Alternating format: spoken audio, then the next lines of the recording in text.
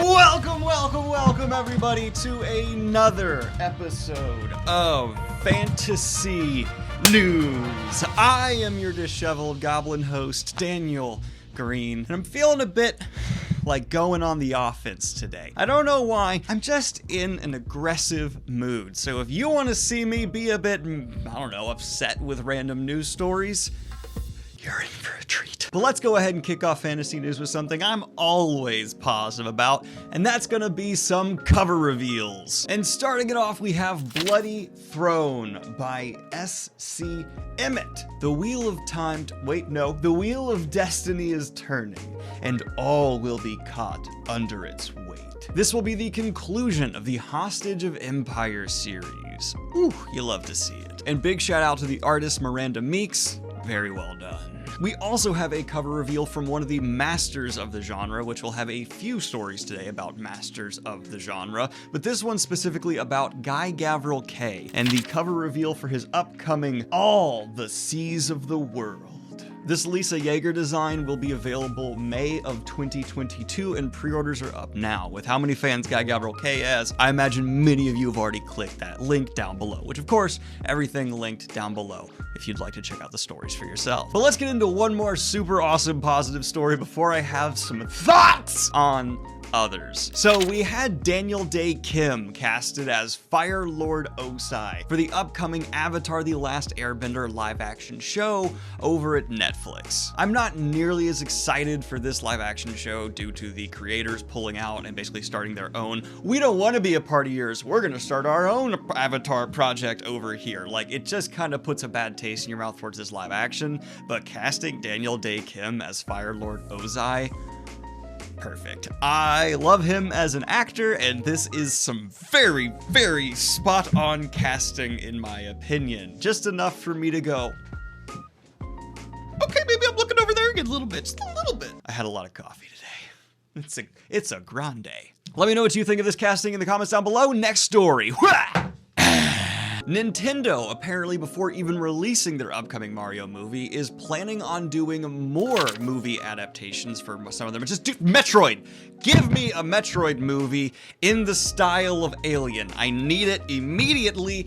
Make it PG-13 at least. This has to happen.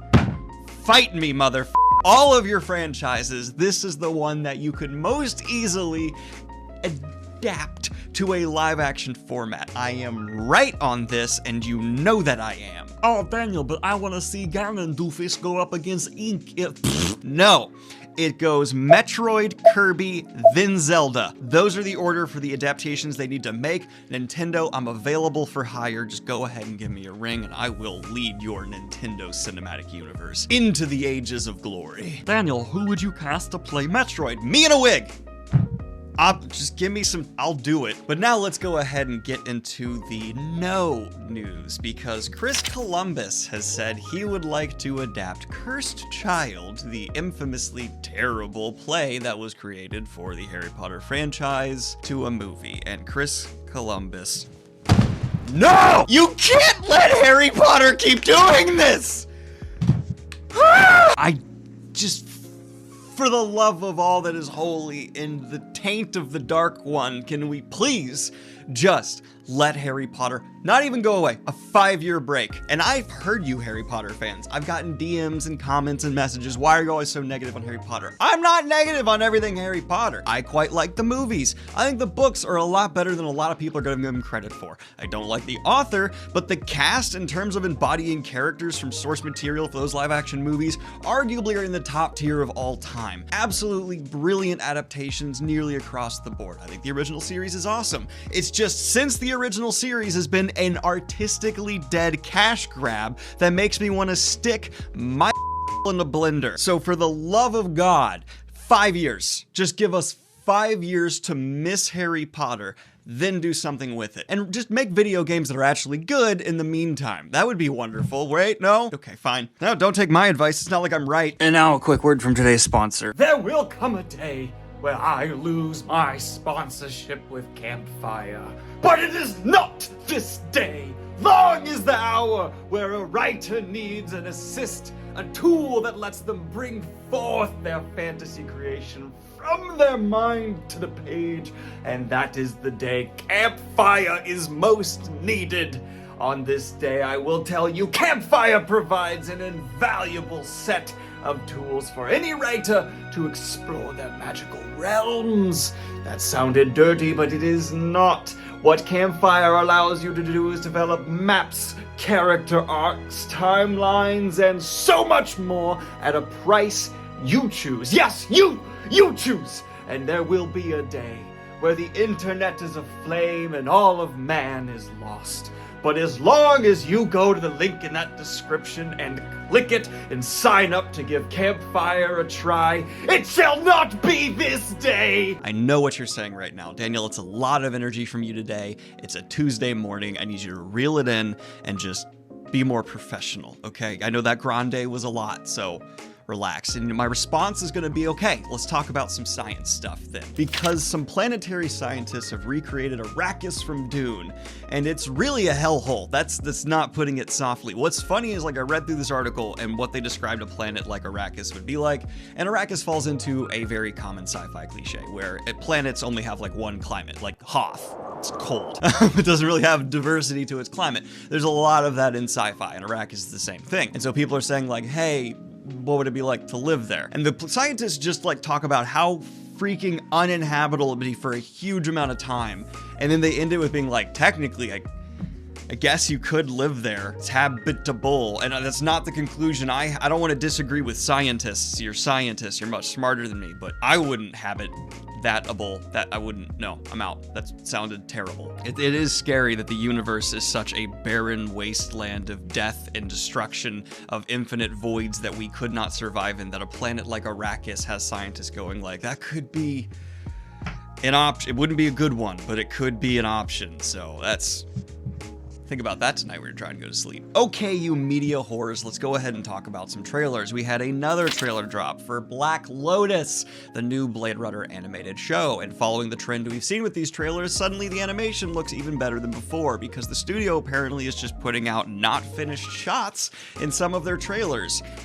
Don't do that. It makes me think you're running your animators overtime and putting out half-done projects to try and build hype for a project that isn't ready for hype. So, you know, if this had been the first trailer, people probably would have been more positive about it from the beginning. But now I just think about what you showed us originally. It's like when leaks happen for games like Elden Ring and people are like, oh, look how bad this looks. Except it's not a leak. It's the company putting it out and everyone going, look how bad that looks. But yeah, this one did look better. So all right. And we had the trailer for season 4 of Stranger Things, which looked very different from the previous seasons. Oh my gosh, young children in a school setting dealing with some paranormal things suddenly happening, but it's in California, so different. And I know that I have been hard on Disney. I have said some very mean things about that company. Hashtag Disney must pay. They still haven't paid a bunch of their authors. But when they do something right, to be fair and balanced, I need to say good job. And today it's been revealed that Disney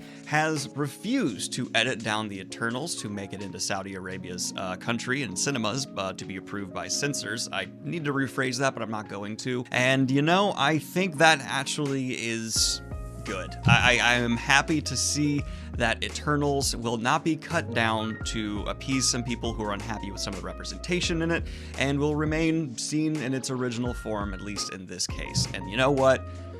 Disney still must pay. Pay your authors, goddammit. But switching back to the purely positive, I am so excited to talk about the fact that Bradley Cooper's production company is pushing still to adapt Hyperion. And there's been a lot of misinformation floating around about this, so I want to be clear. The latest sources say it's pushing to be a series of films adapting all 4 books. These ones. Now, I have read and finished the whole series, and they are absolutely some of the sci-fi greats. This is probably in the top 20 sci-fi stories I have ever consumed of any medium. Brilliant. If you're someone who's like, I read Foundation, I'm a good little sci-fi snob, but you haven't read Hyperion, you're a bad sci-fi snob and you should feel bad. So get on that. And having these made into a film is hopefully just some of the waves we will be seeing as sci-fi consumers due to Dune's success. Hopefully it'll inspire studios to put out more adaptations of things like Hyperion, Red Rising, please. Tavia Butler's work, which you've actually already seen, is being adapted. And of course, from several, countless, thousands, billions of other sci-fi stories that should be told. So this begs the question, what sci-fi story would you like to see caught up in this wave and told on the big screen? And in the final story of the day, we're going to go ahead and talk about the fact that New World, the first major Amazon studio release that was seen as a success, has apparently lost 70% of its player base. There's a lot of headlines acting like this is just a complete failure of a launch. It's not. Having 300,000 concurrent players is by no means horrible. And a lot of articles are attributing this to many different aspects, but to me, as someone who put a few hours into this, it's just not much to do in New World. It's a gorgeous game and super immersive, but on top of the core mechanics, the game hasn't really been built out enough to justify the time sinkage we see from most MMORPGs. It has a super solid base, but you gotta build something on top of that for players to be more engaged with. So my prediction is this could go the path of No Man's Sky, where what launches is not exactly the best experience, but what you end up getting in a few months to a couple of years is a game that finds massive success because they finally put in the elements that should have been there on launch. I'd be more angry about that, but it's just the norm for a lot of video games now, so I can't even be that mad, because like, yeah, putting out unfinished games is just what you do. But if you've played New World, let me know what you think of it in the comments down below. And I'm gonna leave you guys with one final question. If I launched a piece of merch that's like a t-shirt that had me as a tasteful nude, would you buy it? Like and subscribe if you have not already. Hit the Patreon if you want to support what I do here. And if you would like to see me cover any fantasy news stories in the future, go ahead and join the Discord server and post them in the Fantasy News channel. You will see there. Have a good one, y'all. I love you. Bye. And of course, I'd like to record a special shout out to my latest high tier Patreons, Nick Alimanos and Julian Tallow.